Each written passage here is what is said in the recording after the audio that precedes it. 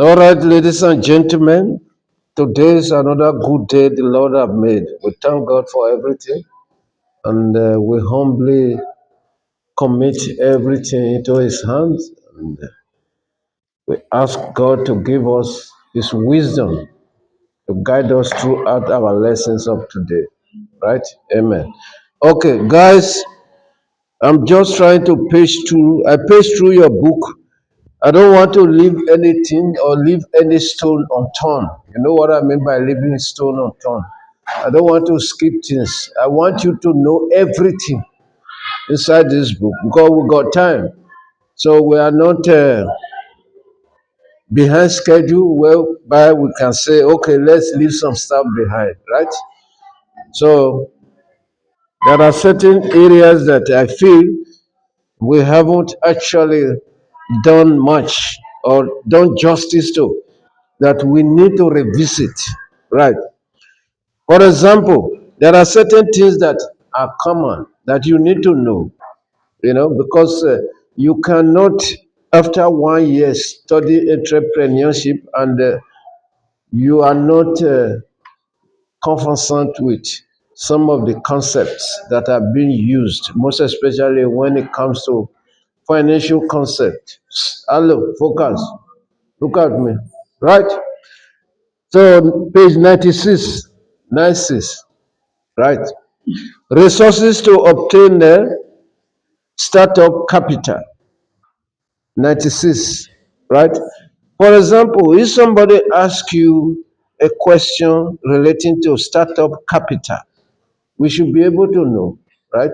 What is startup capital? Because you see, startup capital on its own is a problem to most let me put it this way, to most potential entrepreneurs. Some people have got good idea, right? Feasible ideas, viable ideas, bankable ideas. But if you don't have this money to start a business, it becomes a nightmare, right? You get stuck, right? So we are going to deal on or talk to this aspect of resources to obtain the startup capital, right? I say at the end of this outcome, you should be able to identify and evaluate a startup capital requirement according to financial capacity. Resources include banking funding, right? You can obtain startup capital from the bank, right? Because this aspect is very important. For example, one day you may aspire to be an entrepreneur. You should know what is required and the sources of capital that is required for you to be able to take off your business. Government and related subsidies, right?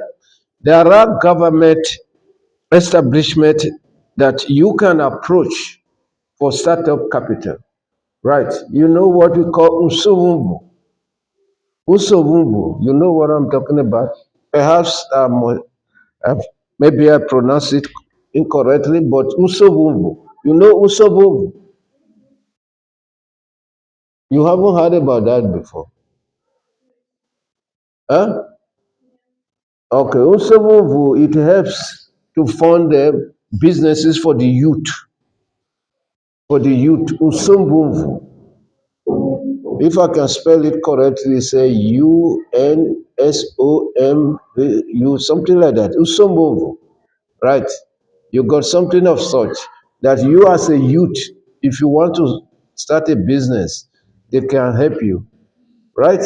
Okay, so those are the kind of avenues that you can approach for startup capital, right? Then you have loans. You can as well go for loans. But don't worry, I'm just reading this thing. We are going to explain much in details, right? Then identify and compare funding options and services by financial institution to determine viability and risk associated with funding, right? You can as well approach financial institution. That is what we call angel finance, right? They call it venture angels, right? What they do is that It's the kind of financial institutions, their business is they look for small emerging businesses that are viable for them to invest money, right? You got something of such. Then identify and evaluate alternative funding, explain and determine, compare costs for funding, right? And repayment options, right? Funding, it got its own costs, right? Do you get the picture of what I'm trying to say now? Let me try to explain it in a more contextual way for you to understand what I'm saying. For example, you got a business idea, right? And you want to materialize that idea. You want your dream to come true, right? And you don't have money for you to be able to materialize your idea. So what you need to do, you need to approach financial institution, right? For example, if your credit record is good, you can approach the bank. The bank will look at your business plan. If they discover that it's a bankable business idea, right? Or a viable, perhaps you can call feasible business idea, then they will tell you, okay, this is the amount they are going to loan you, right? And when you are taking money or loan from the bank, it got its own financial cost. You need to pay interest, right? It's not free. All those type of stuff. Then you need to weigh different options, right? Either to take money loan from the bank or to look for venture capital companies that can buy shares in your business or invest money in your business and be part of the owner of the business. You need to weigh out different uh, options, and you look at the repayment as well, right? Because when you take a loan from the bank to start a business, you need to pay back, right? There are some they can say, okay, we are going to give you a kind of a holiday, right? A kind of a break. So for 3 months or 6 months, don't pay it now, right? When your business start generating enough income, then you can start paying. All those type of options. Then options, as we said, funding options and repayment options to determine suitability for own business. Costs, as we said, include but not limited to interest on loan. You know what I mean by interest on loan, right? When you take a loan, you need to pay interest on that loan, right? Then guarantee requirement. There is a kind of guarantee, right? For example, if you are going into business, if you have assets, you are more likely to be able, or you are more likely to secure a loan from the bank more than somebody that got no asset because you got a kind of a guarantee. Do you understand what I mean? In some instances, we can call it collateral security. You got that collateral security, for example, in form of asset, fixed asset, immovable. We call them immovable asset for you to pledge to the bank, right? For example, if you got a house and you want to start a business, you need a loan. You are more likely to get a loan. Your application is more likely to be approved. Your request or your application, if you like, is more likely to be approved than somebody that got no house. Do you understand what I mean? All those kind of stuff, right? Then collateral requirement, we talk about that.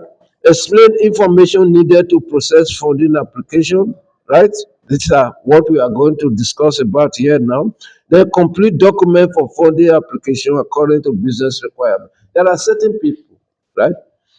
They got they are in good position to be able to secure loans, right, from the bank or from any financial institution to start a business. But they don't know the how. The how I'm talking about is to how to apply. You see, so those things are very important that you as student of entrepreneur, not necessarily entrepreneurship, more or less the same, new venture and entrepreneurship, they are all the same, right? Just a kind of nomenclature, right? On your side, transport and logistics, you call it new venture, but here we call it entrepreneurship. It's the same, right? So you need to have this knowledge, you know, that can position you in such a way that you can be able one day start to advise people that if you want to do business, you need money from the bank or from any financial institution, or you need companies or people to invest in your business, this is how you need to go about it, right? Are you still catching code? Hello, you're still catching code. Huh? Maybe you have to stay near close to the projector because this projector is bringing out the heat. Are you hot now? Okay. So every entrepreneur, as we said, is faced with problem of financing when starting or expanding a business. Is it true of us? Yes, it's true. It's obvious. Right. To get money to finance a business is not easy. This is a major predicament to most emerging business owners and potential entrepreneurs. We said that you will need capital, of course, money. The only question is how much and for what reasons, right? There are three reasons for needing capital in a business. What are the reasons? Startup capital requirement, that is the money that you need to run the business. Then we talk about working capital, the one that you need to run the business. And then the capital for growth. These things are very important, right? You need capital in the business for three reasons. One is the startup capital to start the business, right? When you start the business, you need money to run the business, right? For example, when you started the business, you need money to buy stock or something, right? There is no one speaking Afrikaans here. It's only you. Hello, you the only one speaking Afrikaans. Oh, you speak Afrikaans. I love it. And you speak Afrikaans or something, right? Okay. So you understand Afrikaans, and you too. Okay, right. So I'm permitted to speak Afrikaans. Right. Okay, guys, when you want to start a business, the reason for capital finance in a business, one could be to start, right? That is a startup capital, right? When you have been able to acquire the funding for startup or to start your business, the story doesn't end there, right? You need to operate. You need money to operate. For example, you need to pay rent. Do you understand what I mean? Right? During the process of your business in operations, cost needs to be paid. Bills needs to be paid. You need to pay salaries, right? If you happens to be working with employees, if you engage some employees, right, you need to pay some other expenses, you need to buy stock. So the money that you need to run your business is what we call a working capital. Working the capital.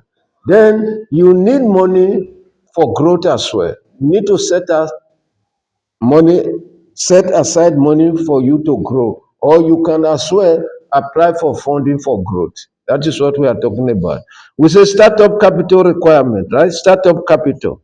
Startup capital money refer to your money need to buy fixed assets, right? What do we mean by fixed assets? Fixed assets. For example, if you want to start a business, if it is a business that need equipment, you need to buy equipment, right? That you need to produce, right? So those are fixed assets, right? So you need startup capital for you to buy fixed assets, right? You will need money to buy things like building. If it's a big business whereby you need to have your own business premises, you need to buy, right? Or you need to rent. Then you need to buy machine, like I said, equipment, vehicle, and furnitures. Those are fixed assets, right? Now, the money you require to buy those ones to start your business is what we refer to as what? Startup capital. Does it make sense to you? Right. You know what you do? You can just jog to the gate and come back. Then you're gonna be warm. Okay. So we said, yeah, These items are normally purchased for use in the business and are not for resale. Guys, listen, this sentence is very important, right? The startup capital that you need is to buy fixed asset for your business to start, right? Why do we call them fixed assets? These assets are not consumable assets or consumable goods. These are items or these are assets that are required for your business, like resources for your business to be able to produce, right? That is why we said, listen, that these items are normally purchased for use in the business, right, and are not for resale purpose, right? These assets are different from raw materials that you buy. You transform your raw materials into finished product. Thereafter, what do you do to the finished product? You sell the finished product to get money. But these assets that you put in money, you purchase to start your business are not for resale. They are there to help you to produce. Does it make sense to you? And it's an essential requirement. If you don't have these assets, you cannot be able to do your business. For example, if you have a business of a bakery, you need a fixed asset like vehicle for you delivering truck or delivering vehicle, if you will, to be able to deliver, to distribute, right? Is that vehicle is not something you buy to sell. That is what we are talking about. It's there to be used to make money. Does it make sense to you? Right. So, to say more, the purpose is to generate sales, of course. However, they do have a resale value and can be liquidated, right? Can be liquidated again. Here we are talking in terms of depreciation. Depreciation. How many of you have had that concept before? To depreciate. Yeah, it loses value, right? And at the end of the day, it got a resale value which we call residual value, right? Okay. So to say more, however, as we said here, or as it is written here, they have a resale value and can be liquidated again, but in most instances, they lost their value over time. Like I said, it's depreciation. Now they call it, yeah. Depreciation is seen as an expense and is recorded in the income statement, right? How do you record depreciation? Right. When you buy an asset, as you are using it, it's losing its values over time, right? So in your accounting book, it's recorded as an expense because it's money that is going. Do you understand what I mean? Right. For example, you bought a delivery van, right? For you to be delivering your goods, right? After 5 years, okay, let's say at the beginning, when you bought that van, it was, let me say, 500K, 500,000. After 5 years down the line, if that van you want to resell it, perhaps to buy a bigger one, right? Let's say your business is growing now, right? You need a bigger one. Are you still going to, after 5 years, do you think that the value of that van, the resale value, will be up to 500,000 again? It's not going to be up to, right? Perhaps maybe 200,000. Even if you are selling it 500,000, guys, listen to me carefully. Even if after 5 years you are still able to sell it 500,000, right? Look, the value of money after that 500, after that 5 years is not the same again. Guys, do you get the picture of what I'm saying? You may say, okay, after all, I bought it 500,000, and now after 5 years, I'm still selling it 500,000. That same 500,000 is not the same 500,000. The value in 5 years, no, yeah, 5 years time you bought it. I remember I bought a Baki for 40,000, right? 45,000, right? That was long, long time ago. And if I want to sell it now, I can still sell it 45,000. I wouldn't say that there was no depreciation because the value of 45,000 now is different from what it was 5 years back. Do you agree with me? Do you agree with me? Right? Yeah. You see, you need to agree with me because I'm saying the fact. Right? Because let me give you a typical example. Right? For example, those days, if you have 200 rand, 200 rand can buy you grocery. It can even serve you for a whole month. Right? 200, yeah. Hey, girl, you doubt what I'm saying? I will prove to you. Right? Listen, girl. Those days, I used to feed myself with 5 rand a day. 5 rand. Yeah, a day. 5 rand. The value of that 5 rand that time is not the same thing now. But you can still be, you can call it 5 rand. 5 rand. Ask me how. Good. Right. With 5 rand those days, right? I could buy half loaf of bread for 1 rand 40 cents. Half loaf of bread, 1 rand 40 cents. Right? I could buy polony, slices of polony for 80 cents. Right? From that 5 rand again, I could buy milk, 500 ml for 2 rand 50 cents. I still have some few cents in my pocket. Right? The whole day I cannot eat that because if I eat in the morning, let's say 10 o'clock, right? Then I'm not gonna be hungry till in the evening, and I'm not going to finish. I couldn't finish a whole half loaf of bread at a time. You see? Yeah. So with 5 rand, I was surviving. You see? And I was eating healthy food, man, because milk got vitamins, A and all this kind of stuff. But only, huh? Yeah. That was what I was eating with 5 rand. You see? So the value of money depreciates. Even if you are still going to sell your delivery van at 500,000, the value is not the same. So the value is going down, you are losing money. So that is why in accounting book, you record depreciation as an expense. It's an expense to you. Does it make sense to you? Right. Huh? Okay. Appreciation is when something is gaining value. That is appreciation. So you can use that mostly when you are talking in terms of exchange rate, the value of one country's currency against another.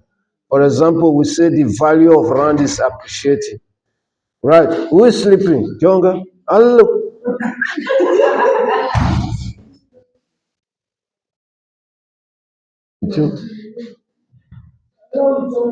She's sleeping. Uh, she's sleeping. Right. She've already gone to. She've already passed. That Kai Bridge. Kai Bridge in Eastern Cape. She passed that one already.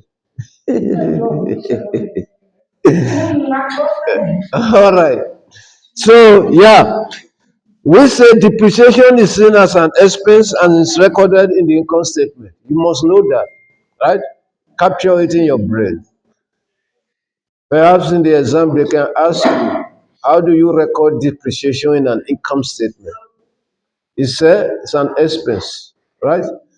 You know what is an income statement? Huh? Income statement, that is where you record, your sales, your cost of sales, right? Then you minus your cost of sales, you got your gross profit and other expenses. That is income statement. Okay, let me put it this way. An income statement helps one to know the performance, how the performance of a business is. from an income statement, you can be able to see the performance of a business or establish the performance of a business in terms of if the business is making profit or loss. Do you understand what I mean? You know from there whether the business, because income statement shows you the statement of income, profit made, right? If profit were made or if loss were incurred or loss was incurred. You see, there is a difference between income statement, balance sheet, and cash flow, right? The income statement helps you to know the financial performance, right? The financial performance, right, of a company.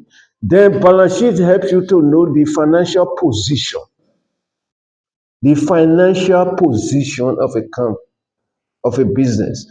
You see, I'm introducing two concepts there now, very important. Financial performance and financial position. Income statement helps you to know the financial performance of the business, whether the business is making loss or profit. Right. Now, if you want to know the financial position of the company, you need to zoom in and look at the balance sheet.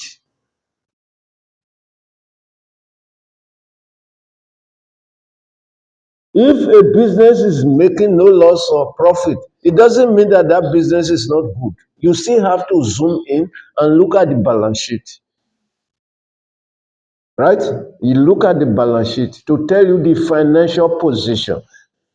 Can I tell you something? I think I've told you this one again before. A business can be making profits, but that business is sick, got a chronic disease. That business is close to death, to be liquidated. But when you look at the income statement, it's making money. There's profit being made, right? Such business are owing money to other businesses. That means such business is heavily indebted. You know, there are certain people, when you look at them, you think that they got money, right? They're using people's money. They are living on debt. Well, no, you must stop it, right? Yeah. You see, make sure that you have your own capital because when you got money for your own money, then it gives you that bargaining power. You can be able to bargain, you can be able to negotiate because it's your own money. You see?